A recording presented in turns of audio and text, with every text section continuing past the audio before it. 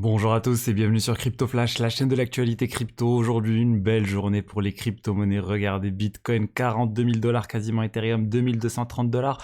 On va parler de ça, mais on va parler aussi de plein d'autres choses.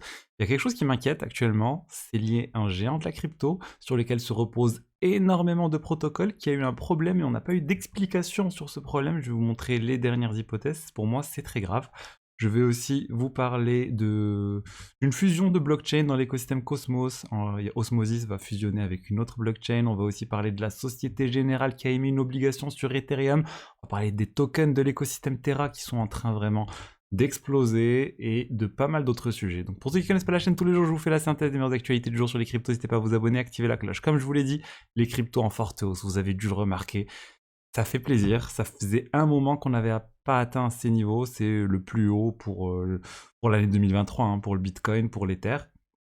Et je voulais vous montrer quelque chose, une petite remarque, je trouve assez intéressante. La dernière fois qu'on a eu un Ether à 42 000 dollars, c'était un Bitcoin à 42 000 dollars, c'était autour du 11 avril, 9 avril 2022. Et il faut savoir qu'à l'époque, l'Ether valait, regardez combien il valait beaucoup plus en fait, il valait beaucoup plus que ce qu'il vaut maintenant, il était autour de 3000 dollars. On parle d'un Ether, même le 10-11 avril, on était à 3200, même 3200 dollars le 11 avril. Ça veut dire que la dernière fois que le Bitcoin valait autant, l'Ether valait beaucoup plus. C'est une marge de progression encore énorme pour l'Ether ou pas. En tout cas, moi je trouve intéressant de voir ce type de choses parce que voilà, c'était pas du tout comme ça la dernière fois en avril 2022. Ensuite, on va parler de quelque chose qui m'inquiète honnêtement, c'est lié à Chainlink. Chainlink, c'est un protocole très connu, c'est un oracle, c'est un protocole sur lequel s'appuient énormément d'autres applications de finances décentralisées.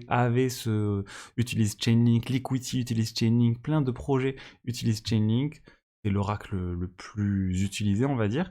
Et sur Arbitrum, il y a eu un problème. Le feed, c'est-à-dire le flux de données qui permet d'obtenir le prix des tokens Wrapped Staked ETH par rapport au token ETH, donc c'est ceux qui donnent le prix des tokens des Ethers stackés, et ben le prix a donné un prix incorrect pendant un certain temps. Regardez ce pic, vous pouvez voir ici, il y a clairement eu un pic qui n'est pas du tout logique, ça ne correspond pas du tout au prix réel, qui est venu entraîner un certain nombre de liquidations sur des protocoles, sur Silo Finance par exemple.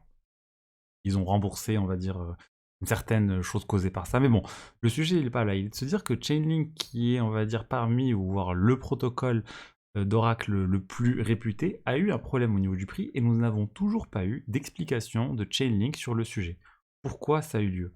Et ça m'inquiète un peu. J'aimerais bien avoir un post-mortem de Chainlink qui explique à quoi cela est dû et comment faire pour que ça n'arrive plus. On a eu un tweet de Silo qui semble expliquer la raison de ça. Ils disent c'est parce qu'il y a eu sur Balancer V2 des trades énormes qui ont eu lieu sur cet exchange, sur la paire de WST et par rapport à ETH, et ça a entraîné un prix qui était pendant quelques instants faux, on va dire, ou en tout cas qui était vrai sur Balancer, mais qui n'était pas vrai sur l'ensemble des autres exchanges, et ce qui a entraîné dans le calcul du prix fait par Chainlink une erreur, et ce qui a causé ce faux prix qui a été remonté par Chainlink. Donc il faudrait voir comment Chainlink peut faire pour corriger ce type de choses et éviter qu'on ait de nouveau ce type d'erreur. Là, ça n'a pas été dramatique sur Arbitrum, quelques protocoles ont été touchés, mais sur Ethereum, ça aurait pu entraîner vraiment des choses beaucoup plus graves. Comme je l'ai dit, plein de protocoles utilisent Chainlink sur le sujet, pour avoir les oracles. Donc comment les protocoles pourraient se protéger? Ils pourraient utiliser plusieurs oracles, par exemple Chainlink et Taylor. C'est quelque chose qui peut être fait et qui est fait dans un certain cas par Liquidity, par exemple, quand Chainlink ne fonctionne pas, ils basculent sur Taylor, mais ils ne prennent pas en compte la moyenne des deux, on va dire, pour pouvoir calculer le prix des liquidations en temps normal. Ensuite, quelque chose que j'ai trouvé aussi assez hallucinant, c'est Circle, donc la société qui émet l'USDC, qui vient de faire une annonce comme quoi ils sont en train de travailler et ils vont sortir une nouvelle forme d'USDC. Un USDC sur lequel on pourra faire un rollback, sur lequel si jamais il y a un piratage, eh ben, on pourra récupérer les USDC qui ont été volés. Un USDC sur lequel si vous envoyez de l'argent à quelqu'un, ben, pendant un certain temps, vous allez pouvoir récupérer ces USDC. Vous pouvez décider, non, il y a eu un problème, je me suis fait avoir, je veux récupérer ces USDC. Encore une fois, ça ne va pas remplacer l'USDC, ça va être un nouveau token qui va être adopté.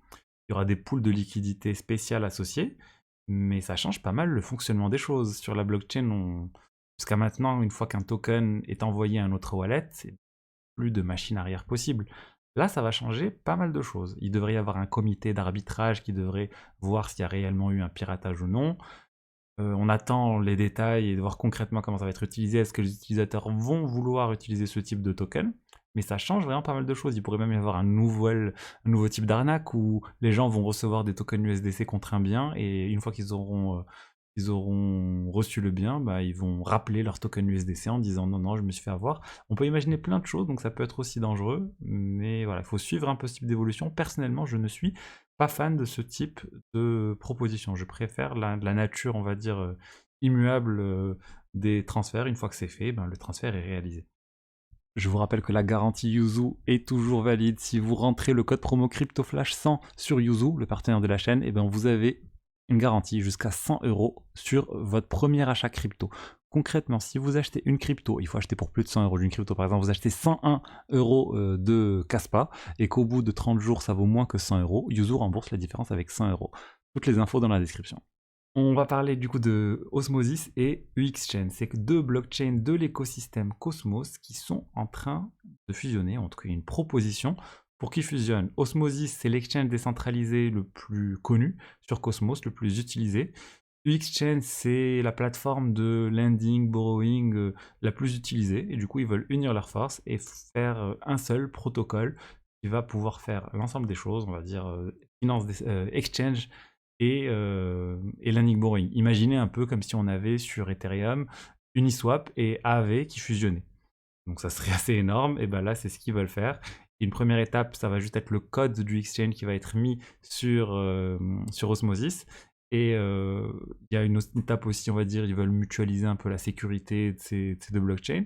Et ils pensent même à faire un seul token pour les deux. Ça sera dans un second temps, c'est pas pour tout de suite, mais voilà, ils pensent même vraiment à fusionner les tokens pour s'unir et vraiment faire un mariage complet.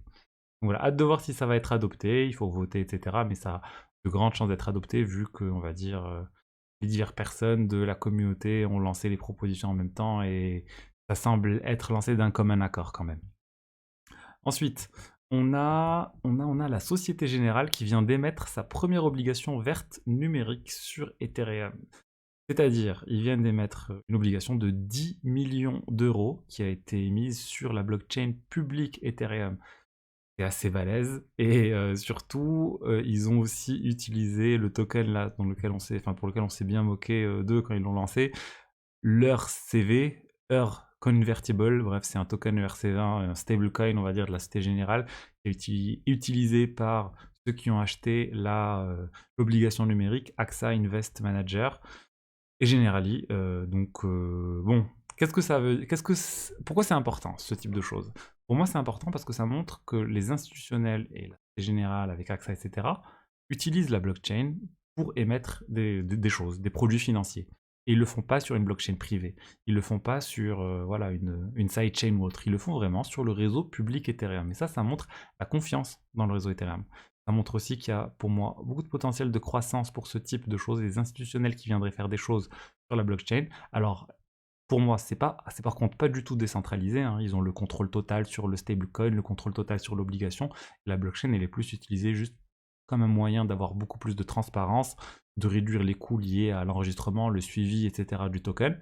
Mais ça reste une bonne chose. Si on a plein de banques qui utilisent ce type de choses, bah, ça va faire plein de transactions sur le réseau Ethereum. Qui dit plein de transactions sur le réseau Ethereum dit consommation du gaz et qui dit aussi burn des tokens ETH. Donc, une disparition de la circulation d'un certain nombre de tokens ETH.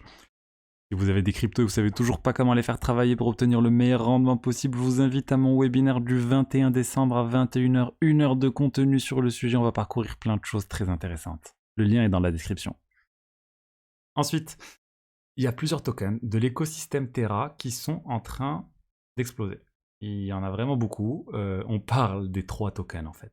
On parle de l'USTC, le stablecoin qui s'appelait UST avant, qui a pris beaucoup là depuis une semaine, voire depuis le 24 novembre. Regardez, on était à 0,013, là on est à 0,06. Donc l'USTC en hausse. On a aussi Terra Luna Classic, le LUNC, en hausse plus 31% sur 24 heures.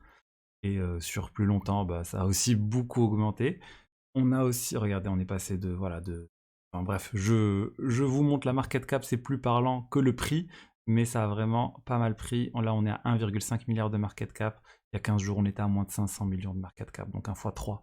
Et Terra aussi, Terra Luna, le nouveau token, on va dire Terra, plus 36% en 24 heures. Donc qu'est-ce qui se passe avec ces tokens? Il y a une euphorie, il faut qu'on se le dise, c'est beaucoup d'euphorie sur ces tokens-là. Oui, il y a eu quelques news sur le sujet. Oui, il y a eu, je crois que j'en avais parlé quand Luna avait, Terra plutôt, Terra avait annoncé injecter 15 millions de dollars de capital sur deux plateformes, deux protocoles de finances décentralisées sur Terra, Astroport et Aura XY pour apporter de la liquidité sur BTC et Ethereum. L'idée, c'est d'encourager l'utilisation de Terra pour trader, acheter, vendre des BTC, de l'Ether. Mais pour moi, ça n'explique pas pourquoi l'USTC et le LUNC augmentent. Pour l'USTC et l'UNC, il y a d'autres choses. Ben, il y a le burn des tokens LUNC qui continue sur Binance. Il y a aussi un projet Mint Cash qui est en train de travailler à revoir le fonctionnement de l'USTC pour faire en sorte qu'il soit backé par du Bitcoin pour essayer de revenir à un USTC égal à 1 dollar, ou en tout cas se rapprocher le plus possible. Donc il y a plein de petites news, plein de petits sujets autour de cet écosystème, et pour moi beaucoup de spéculation tout simplement. Et quand il y a en plus on va pas parler de bull market, mais quand il y a une hausse générale des crypto-monnaies, ben, il y a aussi beaucoup de personnes qui sont en train de spéculer massivement sur les petites cryptos, sur les mêmes coins. Vous trouverez aussi le lien dans la description, qui pour moi est similaire à un même. Ensuite, on a le Salvador. Le Salvador a beaucoup acheté de Bitcoin depuis pas mal de temps. Ils étaient en négatif. Et là, avec le prix qui repasse à 42 000 dollars, ils sont positifs. Ils sont positifs de plus de 3 millions de dollars. Donc voilà, tant mieux pour eux. C'est le pays, pour moi, qui a le plus montré son attachement au Bitcoin. Enfin, ils ont fait